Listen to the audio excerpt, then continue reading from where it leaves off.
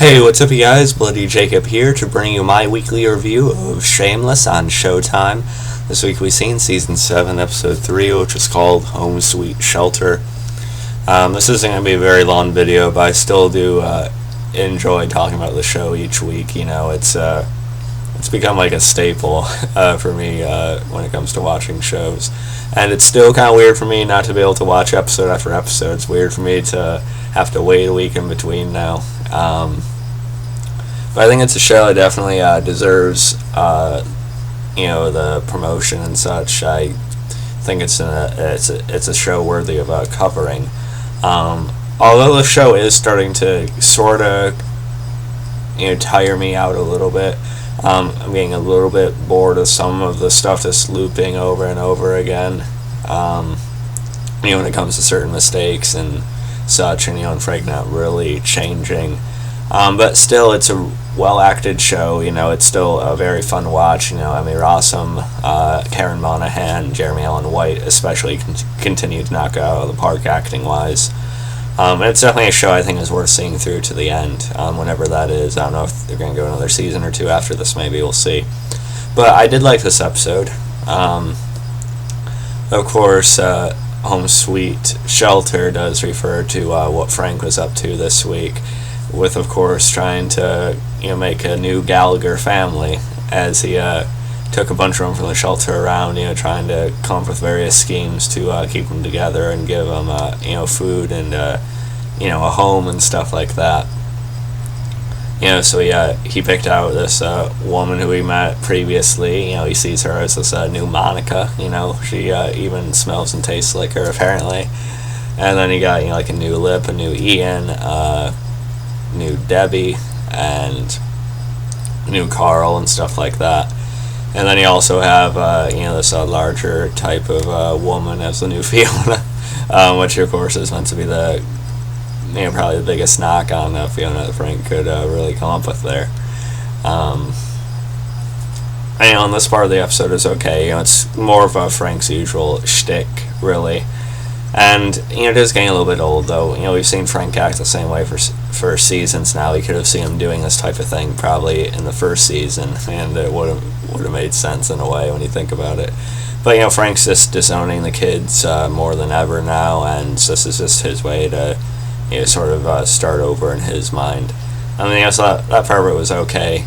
Then he also had Deb finally being caught for the business that she was running. He's seen her sort of drop the whole baby stroller scheme in the last episode, but now she was actually shoplifting. She was stealing baby clothes and mommy clothes and stuff like that, and she was finally caught. I was really happy about that, because while I think Emma Kennedy does do a good job acting-wise in the role, I think Deb has been a very frustrating character for the past couple of seasons at least.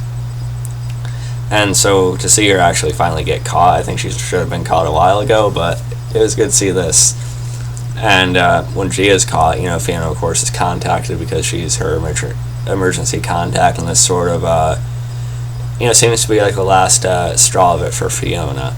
And we'll talk more about Fiona in a minute. But we also had, of course, Kev and V starting Nooks and Fanny's business. And they did, they had Veronica and Svetlana, come in, with the little nipple coverings and such, while this old woman would clean. Excuse me. But then Kev ends up realizing that he can actually, or they can actually make more money when people come outside to pay him to park somewhere else, so their kids or whoever can't see and, be scarred for life by that, apparently. So that actually turns into their whole new idea at this point.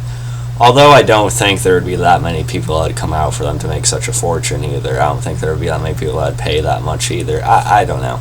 But, it is what it is. But we did get a funny thing out of it when we meet Svetlana's father. And, of course, he did sell her into slavery, but, that was her way in, right? Into the land of the free. And if her father didn't do that, she never would have met, Kev and Veronica, right? He seems to be played pretty well. And the way they greet each other, they start fighting, and then I think her father ends up slapping her. Then she comes back around with a big headbutt. She actually sort of gets the best of him, which is pretty awesome. And he's apparently going to be staying with him for a while.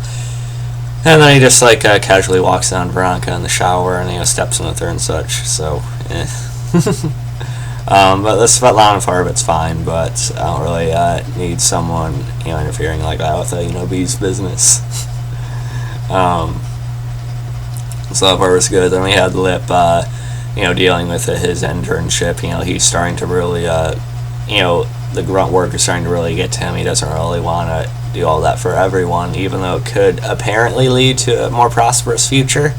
With him possibly landing a big salary job, after this, and the guy tells him there are others that he knew that actually were begging for it, but he chose Lip because of, just a little thing. So, I hope Lip hangs in there. I do hope this leads to something better for him.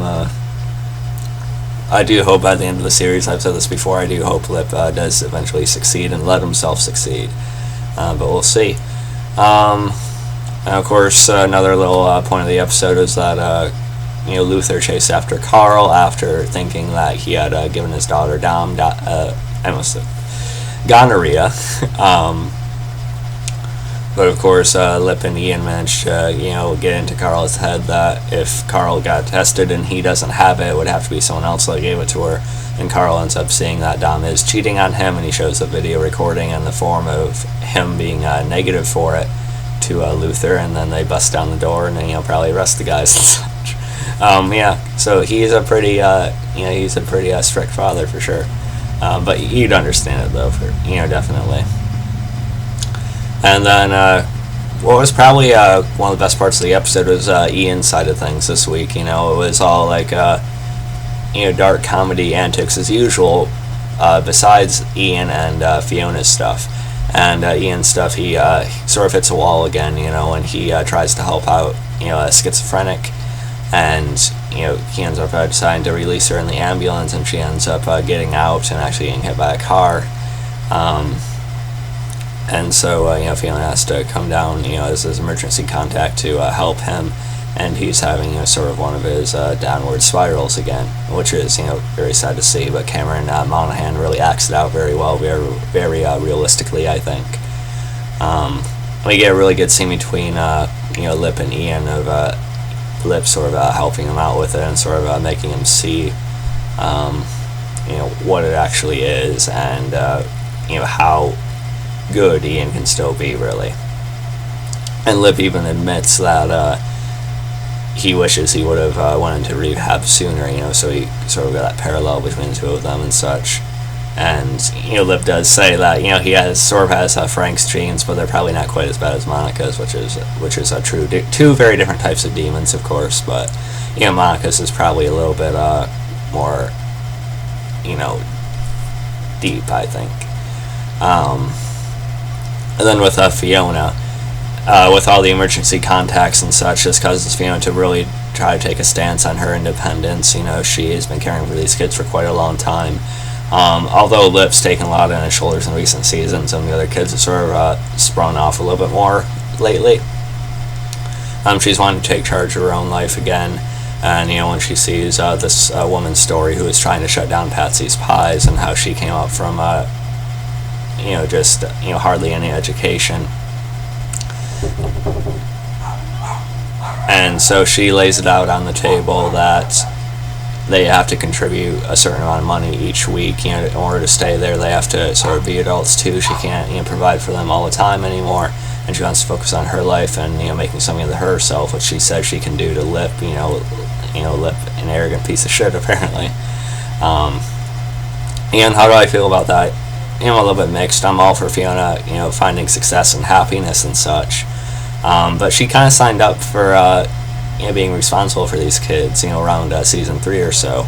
If you guys remember, how she decided to be their legal guardian and such. So she's kind of contradicting herself a little bit here, and the way she sort of tried to rub it in Lip's face, I thought was a little bit unwarranted. But Fiona, I'm sure the writers will make her screw up again somehow. But yeah, overall it was a pretty good episode. I think the show is starting to sort of retread itself a little bit too often, but it's still a well-acted show, and I still do enjoy watching it. So let me know what you guys thought about the episode. I'm going to give this week's episode about an 8.3, 8.4 or so out of 10. And you can follow me on Facebook, Twitter, like, subscribe, and I'll catch you guys next time. Peace.